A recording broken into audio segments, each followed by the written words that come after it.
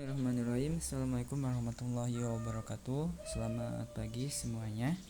Sekarang kita masuk ke pembahasan bab kedua, yaitu tentang medan magnetik. Nah, kalian bisa lihat modul ya.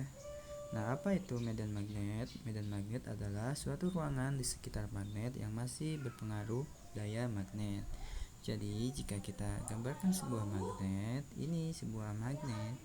Di sini misalkan kutub selatan, di sini kutub utara, maka yang disebut dengan magnet adalah hanya wilayah yang terpengaruhi oleh medan magnet. Jadi misalkan ini wilayahnya, nah ya berarti ini yang disebut dengan medan magnet. Sedangkan yang di luar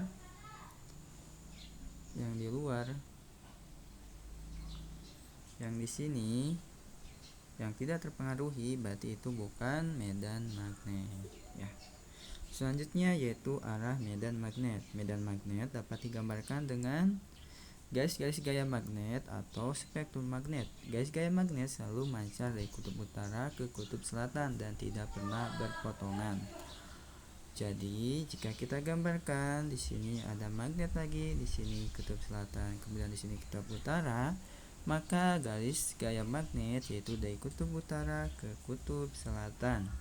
Nah, berarti gambarnya akan seperti ini. Ya, oke. Kemudian, nah, kita lanjut ke bawah aja dulu ya. Pembahasannya ada di bawah. Nah, di sini. Kita masuk ke induksi magnet. Nah, pemagnetan suatu bahan oleh medan magnet luar disebut dengan induksi. Induksi magnetik sering didefinisikan sebagai timbulnya medan magnet akibat arus listrik yang mengalir dalam suatu penghantar. Nah, jadi di sini ada sebuah kawat lurus dikasih aliran listrik, nah maka akan menimbulkan medan magnet di sekeliling arus listrik kawat tersebut ya. Jadi Alstom menemukan bahwa arus listrik menghasilkan medan magnet. Jadi arus listrik itu menghasilkan medan magnet. Nah, gas-gas medan magnet yang dihasilkan oleh arus pada kawat lurus membentuk lingkaran dengan kawat pada pusatnya. Tuh lihat ya, membentuk lingkaran. Itu tandanya medan magnet adalah B, tandanya arus listrik adalah I.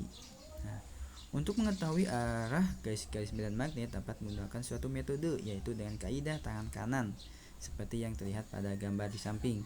Ibu jari menunjukkan arah arus, sedangkan keempat jari lainnya yang melingkar kawat menunjukkan arah medan magnet. Jadi ini ibu jari ya. Nah, arahnya ibu jari ini menunjukkan arah arus listrik, sedangkan keempat jari yang lain itu menunjukkan arah dari medan magnet. Nah, kemudian pada tahun 1820 seorang ilmuwan yang namanya Biot itu menyempurnakan perhitungannya, dan akhirnya ketemulah rumus medan magnet, yaitu dB medan magnet sama dengan K dikali I kemudian dL dikali sin theta per R kuadrat, dimana K adalah mu 0 per 4V.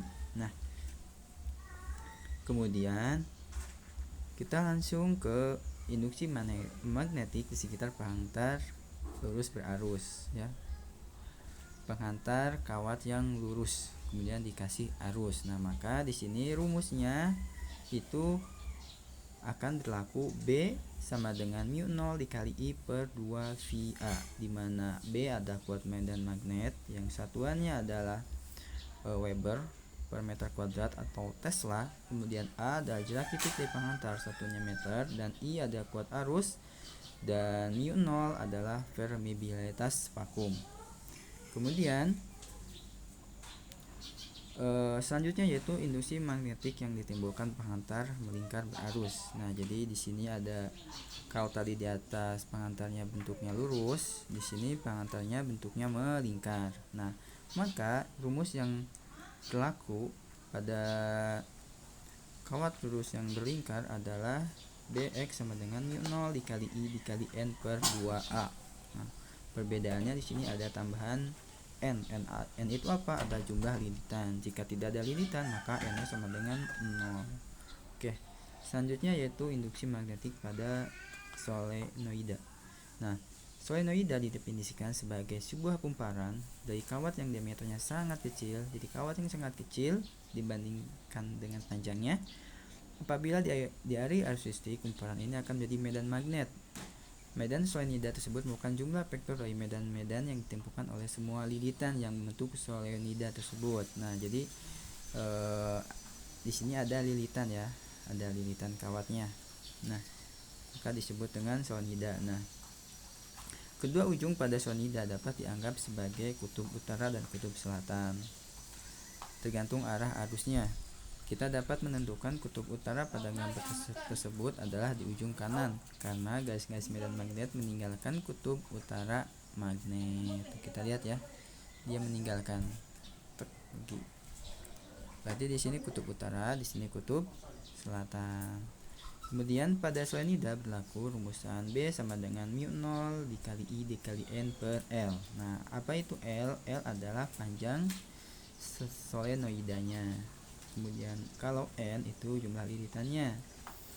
Nah, kemudian selanjutnya yaitu induksi magnetik pada toroida. Nah, solenoida panjang yang dilengkungkan sehingga membentuk lingkaran dinamakan toroida. Jadi sebenarnya kalau solenoida itu bentuknya lurus. Nah, kalau bentuknya dibuat melingkar itu disebut dengan toroida ya.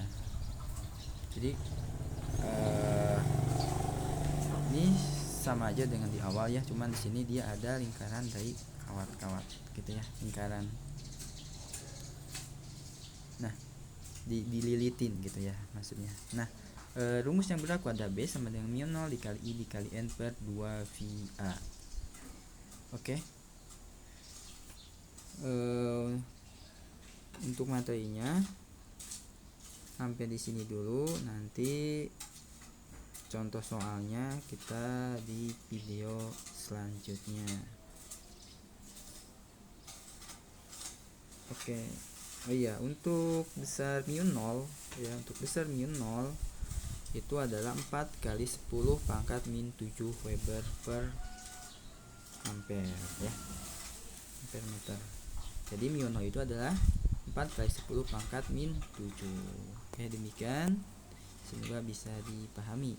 Terima kasih telah menonton.